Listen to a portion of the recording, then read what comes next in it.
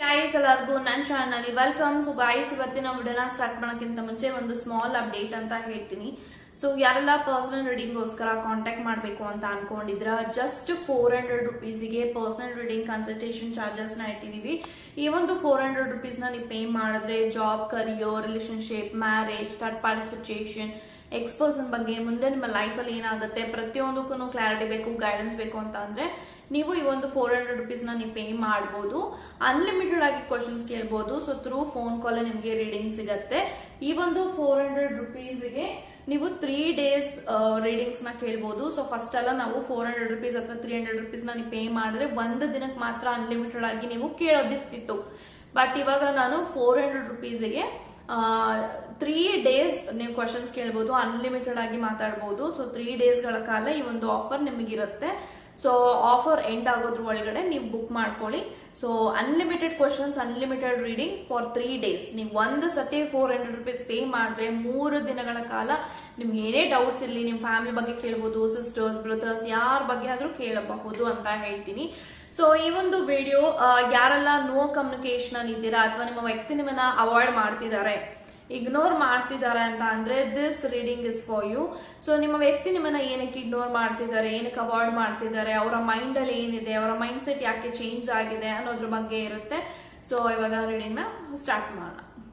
Okay guys, ಇವಾಗ ನೋಡೋಣ ನಿಮ್ಮ ಪಾರ್ಟ್ನರ್ ನಿಮ್ಮನ್ನ ಏನಕ್ಕೆ ಇಗ್ನೋರ್ ಮಾಡ್ತಿದ್ದಾರೆ, ಸೊ ಏನಕ್ಕೆ ಅವಾಯ್ಡ್ ಮಾಡ್ತಿದ್ದಾರೆ, ಈ ಕನೆಕ್ಷನ್ ಅಲ್ಲಿ ಅವರ ಮೈಂಡ್ ಸೆಟ್ ಯಾವ ತರ ಇದೆ ಪ್ರತಿಯೊಂದನ್ನು ಕೂಡ ಇವಾಗ ತಿಳ್ಕೊಳ್ಳೋಣ. Let's begin.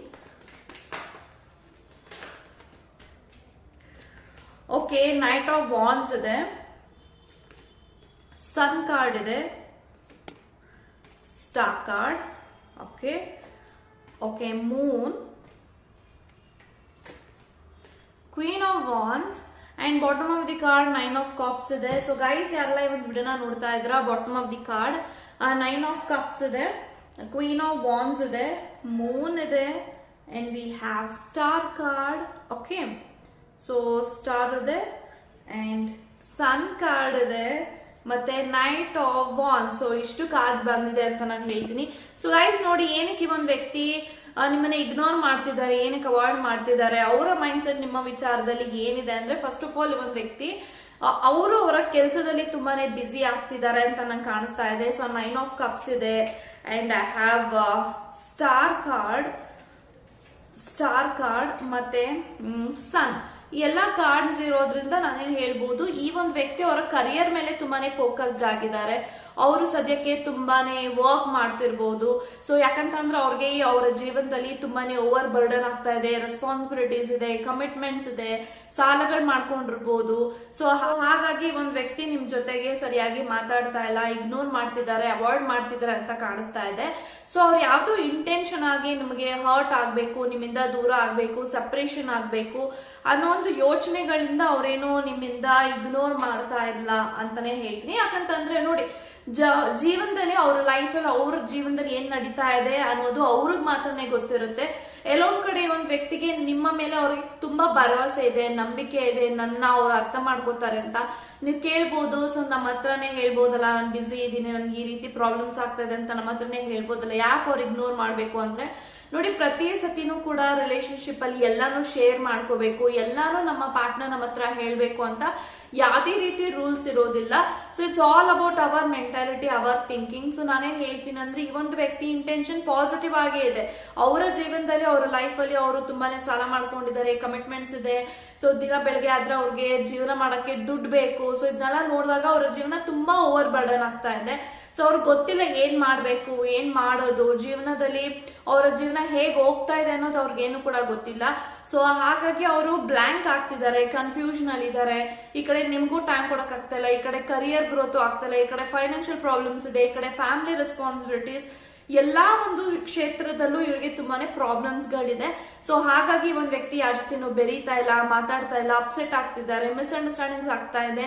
ಸೊ ಎಲ್ಲ ಒಂದ್ ಕಡೆ ಅವರು ಸೈಲೆಂಟ್ ಆಗ್ತಿದ್ದಾರೆ, ಏಕಾಂಗಿ ಆಗ್ತಿದ್ದಾರೆ, ಅವ್ರನ್ನ ಅವರು ಜಾಸ್ತಿ ಸೈಲೆಂಟ್ ಆಗಿ ಮೌನವಾಗಿ ನೋಡ್ಕೋತಾ ಇದ್ದಾರೆ, ಯಾವ್ದಕ್ಕೂ ಜಾಸ್ತಿ ಅವ್ರು ರಿಯಾಕ್ಟ್ ಮಾಡ್ತಾ ಇಲ್ಲ. ಸೊ ಹಾಗಾಗಿ ಈ ಒಂದು ವ್ಯಕ್ತಿ ಇಸ್ ಕ್ವೈಟ್ಲಿ ಅಪ್ಸೆಟ್ಸ್. ಯಾಕಂತಂದ್ರೆ ಮೂನ್ ಕಾರ್ಡ್ ಇದೆ. ಸೊ ತುಂಬಾ ಜನರ ಅವರ ಸುತ್ತಮುತ್ತ ಕೆಲವೊಂದು ವ್ಯಕ್ತಿಗಳು ಅವ್ರನ್ನ ನೋಡಿ ಹೀಯಾಳಿಸ್ಬೋದು ಅಥವಾ ಅಂದ್ರೆ ನೋಡಿ ನಗಬಹುದು. ಸೊ ನೋಡು ಯಾತರ ಈ ತರ ಆಗೋಗ್ಬಿಟ್ಟಿದ್ದಾರೆ ಅವ್ರ ಜೀವನದಲ್ಲಿ, ಇದೆಲ್ಲ ಹೇಳೋರು ತುಂಬಾ ಜನ ಅವ್ರ ಸುತ್ತಮುತ್ತ ಇರೋರು, ಹಾಡ್ಕೊಳ್ಳೋರು ಇರ್ಬೋದು, ಜೆಲಸ್ ಪಡೋರು ಇರ್ಬೋದು. ಸೊ ಇದನ್ನೆಲ್ಲ ನೋಡಿದಾಗ ಅವರ ಜೀವನ ಬೇಸತ್ತು ಹೋಗ್ತಾ ಇದೆ.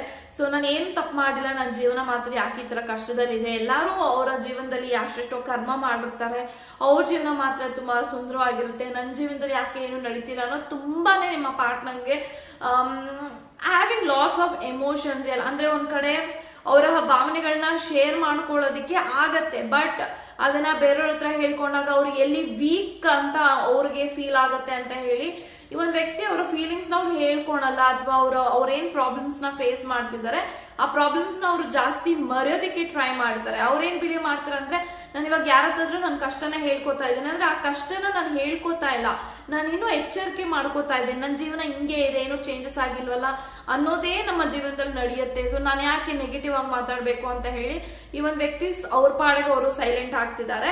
ಸೊ ಖಂಡಿತವಾಗ್ಲೂ this person is having energy where ಈ ಒಂದು ವ್ಯಕ್ತಿ ನಿಮ್ಮನ್ನ ಮಾತಾಡ್ಸಿಲ್ಲ, ಟೈಮ್ ಕೊಟ್ಟಿಲ್ಲ, ಟೈಮ್ ಸ್ಪೆಂಡ್ ಮಾಡ್ತಾ ಇಲ್ಲ ಅಂತಂದ್ರೆ ಕಮಿಂಗ್ ಡೇಸ್ ಅಲ್ಲಿ ನೈಟ್ ಆಫ್ ವಾಂಡ್ಸ್ ಇದೆ. This person will coming back to you, meet ಮಾಡ್ತಾರೆ, ಮಾತಾಡ್ತಾರೆ, ಟೈಮ್ ಸ್ಪೆಂಡ್ ಮಾಡ್ತಾರೆ. ಸೊ ಸದ್ಯಕ್ಕೆ ಅವ್ರ ಎನರ್ಜಿ ಸ್ವಲ್ಪ ಅಗ್ರೆಸಿವ್ ಆಗಿರುತ್ತೆ. ಅಂದ್ರೆ ಅವ್ರಿಗೆ ತುಂಬಾ ಸಿಟ್ಟು, ಬೇಜಾರು, ಕೋಪ ಎಲ್ಲಾನು ಒಟ್ಟೊಟ್ಟಿಗೆನೆ ಅವ್ರ ಎಮೋಷನ್ಸ್ ಬರ್ತಾ ಇದೆ.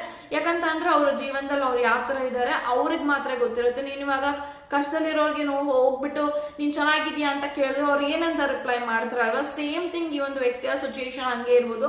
This person is having fire under is feet. ಈ ಎನರ್ಜೀಸ್ ನಾನು ನೋಡ್ತಾ ಇದ್ದೀನಿ. ಸೊ ಒಂದು ಅಗ್ನಿ ಕುಂಡದಲ್ಲಿ ಅವ್ರನ್ನ ಬಿಟ್ಟಾಗ ಏನಾಗುತ್ತೆ ಆ ರೀತಿ ಅವ್ರಿಗೆ ಕಷ್ಟನ ಅವರು ಸುತ್ಕೊಂಡ್ಬಿಟ್ಟಿದ್ದಾರೆ. ಸೊ ಇದನ್ನೆಲ್ಲ ಕ್ಲಿಯರ್ ಆದ್ಮೇಲೆ ಅವ್ರ ಲೈಫ್ ಅಲ್ಲಿ ಖಂಡಿತವಾಗ್ಲೂ ಅವರು ನಿಮ್ಮ ಹತ್ರ ಮೊದ್ಲಿನ ತರ ಹೆಂಗಿದ್ರು ಹಂಗೆ ಟೈಮ್ ಕೊಡ್ತಾರೆ. ಬಟ್ ಸದ್ಯಕ್ಕೆ ಸ್ವಲ್ಪ ಒಂದು ವ್ಯಕ್ತಿಗೆ ಮೈಂಡ್ ಡಿಸ್ಟರ್ಬ್ ಆಗಿದ್ದಾರೆ, ತುಂಬಾನೇ ಬ್ಲಾಂಕ್ ಆಗ್ತಿದ್ದಾರೆ, ಯಾವ ತರ ಸ್ಟೆಪ್ ತಗೊಬೇಕು. ಅವ್ರ ಲೈಫಲ್ಲಿ ಇವಾಗ ಎಲ್ಲಾನು ಹಾರ್ಡ್ ವರ್ಕ್ ಮಾಡ್ತಿದ್ದಾರೆ. ಬಟ್ ಹಾರ್ಡ್ ವರ್ಕ್ ಮಾಡಿದ್ರು ಕೂಡ ಈ ಒಂದು ವ್ಯಕ್ತಿಗೆ ಯಾವ್ದು ಅಷ್ಟು ಈಸಿಯಾಗಿ ಸಿಗ್ತಾ ಇಲ್ಲ.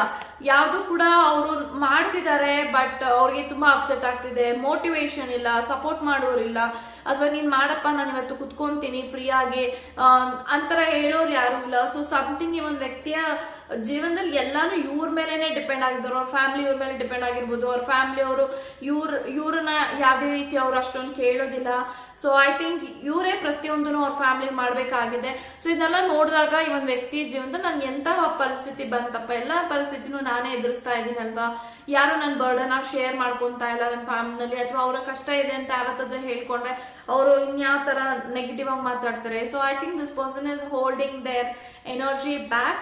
ಸೊ ಖಂಡಿತವಾಗ್ಲೂ ಈ ಒಂದು ವ್ಯಕ್ತಿ ನಿಮಗೆ ಕಮ್ಯುನಿಕೇಶನ್ ಮಾಡ್ತಾರೆ, ಮಾತಾಡ್ತಾರೆ. ಡೋಂಟ್ ವರಿ ಅಂತಾನೆ ಹೇಳ್ತೀನಿ. ನೋಡಿ, ಕಷ್ಟ ಬಂದಿದೆ, ಅದನ್ನ ಅವ್ರು ಎದುರಿಸ್ತಾ ಇದ್ದಾರೆ. ಬಟ್ ಕಷ್ಟ ಇದೆ ಅಂತ ಎಲ್ಲಾರದನ್ನು ಹೇಳ್ಕೊಂಡು ಓಡಾಡಿದ್ರೆ ಅದಕ್ಕೆ ಬೆಲೆ ಇರೋದಿಲ್ಲ ಅಂತ ಹೇಳಿ ಮೇ ಬಿ ಒಂದು ವ್ಯಕ್ತಿ ಎಲ್ಲಾನು ಹೈಡ್ ಮಾಡ್ತಿದ್ದಾರೆ. ಸೊ ಟೈಮ್ ಬಂದಾಗ ಅವ್ರು ಅವರು ಎಕ್ಸ್ಪೀರಿಯನ್ಸ್ ಮಾಡ್ತಿದ್ದಾರೆ ಅದನ್ನ ಅವ್ರು ನಿಮ್ಮ ಹತ್ರ ಬಂದು ಶೇರ್ ಮಾಡ್ತಾರೆ. ಸೊ ಸದ್ಯಕ್ಕೆ ಅವ್ರು ಯಾವ್ದೇ ಬೇಕು ಅಂತ ನಿಮ್ಮಿಂದ ದೂರ ಆಗ್ಲಿ ಅಂತ ಏನೂ ಇಂಟೆನ್ಷನ್ ಇಲ್ಲ. ಸೊ ಖಂಡಿತವಾಗ್ಲೂ ಅವರು ನಿಮ್ ಜೊತೆಗೆ ಇರ್ತಾರೆ, ರಿಲೇಶನ್ಶಿಪ್ ನ ಕಂಟಿನ್ಯೂ ಮಾಡ್ತಾರೆ.